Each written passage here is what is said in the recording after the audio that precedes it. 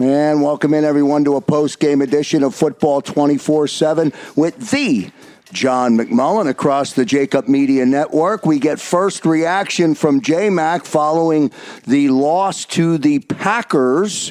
And there's a lot to unpack in the next 15 minutes. But first, Johnny Mac, let's begin with your thoughts and all that played out in front of you in this Eagles-Packers game. Well, it was going the way I expected, to be honest, Krause. I mean, this Packers team is really good. They're really powerful offensively, led the NFL coming in points per game. You know how Aaron Rodgers is playing. In my mind, he should be the MVP of this league, even in front of Patrick Mahomes. He's playing at that kind of level. So you kind of know Philadelphia was up against it the way they've been playing offensively all year, that the play calling issues with Doug Peterson giving parts of it up to Press Taylor, parts of it up to Rich Scangarello. Just too many issues. But I do think there's a little bit of juice in this game that there wouldn't have been, say, at 23-3 if they continued to roll Carson Wentz out there, performing the way he was. And they made the move to Jalen Hurts, and we'll see how that shakes out this week upcoming. I think he should start against the New Orleans Saints. He did give the Eagles a little bit of a spark. And by the way, Krause, he wasn't just offensively. Special teams, Jalen Reagor got the big punt return. The defense kind of stepped up for at least a couple drives before they gave up the big touchdown run, which essentially sealed the game. And I got to tell you, if you would have told me at 23-3, the Eagles would have had the football and the chance to tie the game, I would have laughed at you. So that's the kind of spark that Jalen Hurts gave this team. And they needed it. And they're up against it. And look, it's probably not going to matter, but the New York Giants upset Seattle, which I think surprised everybody.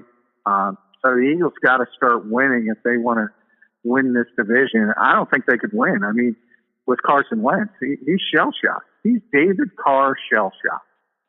And he's just not the same guy. And we can debate. There's many issues. The offensive line, the receivers stink. All of these are valid. But you saw that spark. You saw it live with Jalen Hurts. He gave this offense more than Carson Wentz did. Bottom line. John, is it more than a goaltender's getting lit up in the first period, gives up 4 goals on 9 shots, and the coach yanks him and puts in the other netminder to give the team a spark? Why is it more than that? Well, it might not be. You might be exactly right. It might be just that. But I think he deserves a chance to practice with the first team for a week. He deserves an opportunity to have that preparation time. Because remember, he didn't do that this week. You come in cold. Carson gets 80% generally. That's how NFL teams do it. Of first team reps in the preparation during the week. In theory, if Doug makes that decision, and if he makes it tomorrow or he makes it by Wednesday, Jalen Hurts will be the one preparing and the one who's being game planned in mind. In other words, the coaches are going to, in theory, do what he does best and try to build things around him instead of just coming in as that spark. And I like that analogy with the goaltenders and hockey, because that's all it was today. That is. But I think you're at the point of this season where you're looking at 3-8-1 and saying, okay, let's at least see what the kid has. Let's at least see what he can do with some prep time. And maybe it's terrible, but I'd like to see it. I got to tell you that. We'll keep on the conversation of Jalen or Carson a little bit later inside of this 15-minute post-game recap. John, I want to get us to the point where Jalen comes into the game in the third quarter. I've got to tell you, for the first 17 minutes of the football game, I kind of enjoyed it. It wasn't pretty. Carson wasn't lighting it up. It was ground and pound. They put together a long drive, ended in a field goal, but I kind of enjoyed it. Yeah, the first drive went exactly what you want from the Eagles, except that they didn't score the touchdown. They had to settle for the long Jake Elliott field goal. But that's exactly what you want against the Packers, because you don't want the football in the hands of Aaron Rodgers. So you want to shorten the game. You want to run the football. You want long drives. You want to play keep away. And the Eagles were able to do that for at least that first drive. Unfortunately, then here it comes. The wave comes at you. And all of a sudden, Devontae Adams scored. And then when Robert Tonyan scores, and that's a guy I mentioned all week as somebody you got to keep an eye on, because he, to me, is a perfect example of why Aaron Rodgers is Aaron Rodgers and Carson Wentz is Carson Wentz. You can talk about bad receivers, but, outside of Devontae Adams, Aaron Rodgers doesn't have great receivers, but he turns a Tonyan, who was an undrafted free agent out of Indiana State, who I think caught 14 passes before this season. He's got 7 touchdowns. He turns him into a star, and he does that every year, Kraft. He's 37. We've seen it time and time again. I don't see that from Carson Wentz, and that's one of my main issues. If you're a star quarterback in this league, and look, it's not fair to compare to one of the all-time greats, but a lot of people said Carson Wentz was an elite quarterback. Well, if you're an elite quarterback, you got to elevate players around you. I haven't seen that from Carson Wentz. John, what happens between the first quarter and the second quarter? First quarter, again, they had a long sustaining drive. I don't know what they had, 60, 70 yards, whatever it ultimately turned out to be. And then you click into the second quarter, and the Eagles offense does absolutely nothing. Now, is that the Eagles offense, or is that an adjustment being made by the Packer defense? What happens there? I think it's more. The Packers defense is fine, but it's not great. It's not one of the better defenses in this league. It's not the strength of that team. And if you argue, if you want to talk about the weakness, it would probably be the linebackers in Green Bay. So when they do lose, you saw it against Indianapolis, you saw it against Minnesota, they generally give up a lot of yards rushing. So that's how you have to attack them. And that helps, as I mentioned, twofold, because you're also keeping Rodgers off the field. The Eagles clearly went in with that mindset, but you have to be, and that's why I say, while the field goal is great, you got to score touchdowns against this team. You got to figure out how to convert on third downs. You got to keep these drives going. You got to stay ahead of the chains, and more importantly, you got to stay ahead of the scoreboard, because once you get down 14-3, then you're in a shootout. The running game's out, because Green Bay's going to score. They're going to score 30. And by the way, the Eagles held them to 30. That's under what they usually score. So the defense kind of at least gets a C. And if you take away the big Aaron Jones and run at the end of the game, probably would have got a B. They're just really difficult to stop. And once you get behind 14-3, well, it's like what Mike Tyson said. You get punched in the mouth and everything changes. It's the post-game edition of Football 24/7 with John McMullen as we break this game down in the fastest 15 minutes in radio or podcast, not history, but certainly post-game. John, what's that, John? That was history. Yeah, I like history.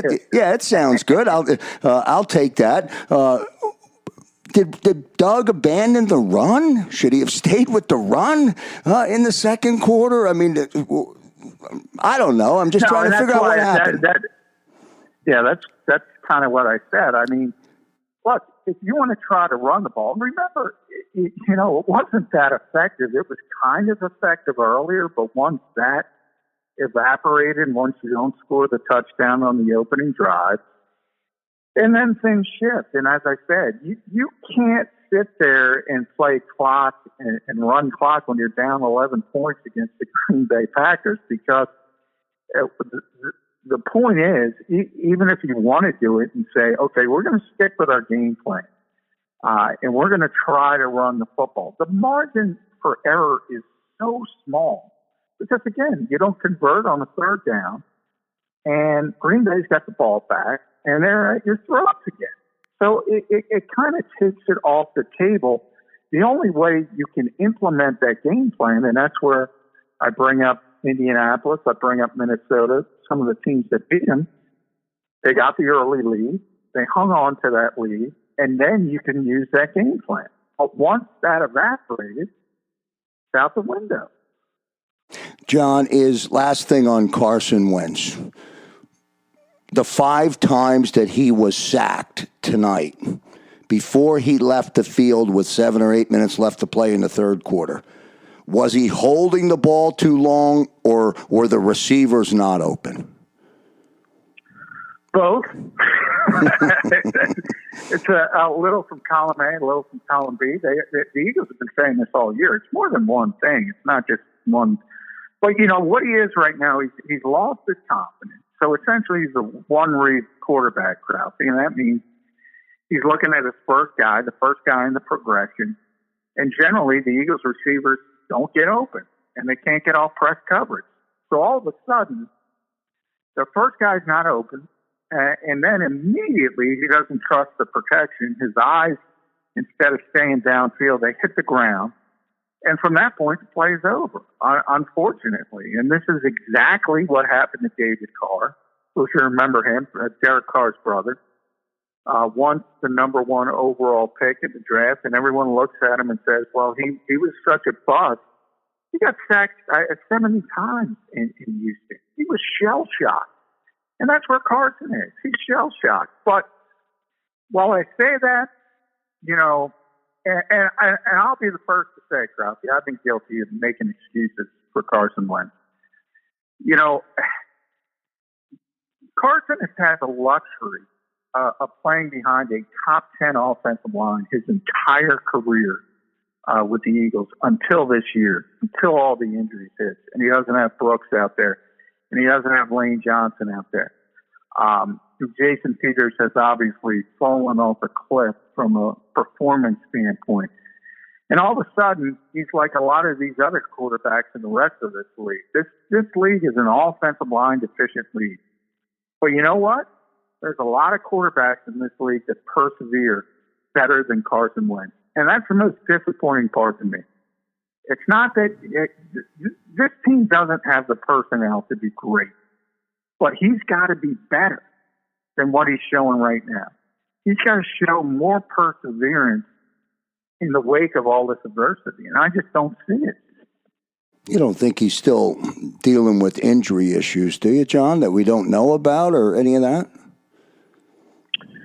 Well, I'll tell you what, he's been sacked, I think, 40, I don't know what the number is, but we're closing in on 50. So he's certainly banged up. But no, and I'll tell you why. Look, he's not the same physically. Anybody who goes through a torn ACL, torn LCL, and then has a stress fracture in the back, he's not, you can rewind, you can look at some of the tape from 2017 and see he's not the same from a physical perspective. That said, he played well in 2018 after the torn ACL. He played well at times in 2019 after the stress fracture in his back. So he's already proven he might not have played to the MVP level, but he was very successful at times in both of those seasons. So it doesn't fully explain. Those injuries do not fully explain what's going on with Carson Wentz. 2 minutes left, Johnny Mac. Best way to end the post-game edition of Football 24/7 with the John McMullen across the Jacob Media Network. Jalen Hurts in his post-game press conference. So what, now what? Was a quote that was referenced by Jalen. I'll toss that up to you and let you take tell the audience where this thing's going to go. Yeah, it's going to be interesting, and obviously we'll get to talk to Doug for the first time after the game. Monday is Monday afternoon presser, which is at 12:30, and Knowing Doug, he's going to hold this close to the vest as long as humanly possible because he's a big competitive advantage guy. So ultimately, I don't think he's going to announce who he's going to start against New Orleans next week, and it might not even matter because that's another good team. But by Wednesday, I got a feeling we're going to see Jalen Hurts. I don't, at some point you're going to lose the locker room if you keep rolling Carson Wentz the way he's playing out there. And because this is supposed to be a meritocracy. It's not supposed to be about contracts. It's not supposed to be about how much money somebody makes. It's not supposed to be about the owner liking them. It's supposed to be who's playing the best. And that's a little pie in the sky. That's a little unrealistic because life doesn't happen in a vacuum. But at this point, the Eagles are essentially almost out of it anyway. They might as well take a look at Jalen Hurts and maybe they win some of those personalities in the locker room.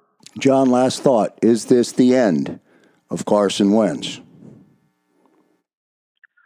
I don't think so because his contract basically prohibits the Eagles from moving on from him until 2022. So I think he'll have one more opportunity. It might not happen till next season.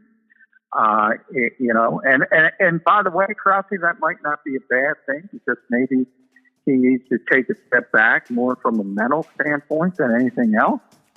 And maybe he learns and he grows from that. But I will tell you, it's certainly not trending in a positive direction. And if Jalen Hurts does get an opportunity and he plays well, well, then you got full-blown quarterback controversy. And we're going to be talking about that till the end of days.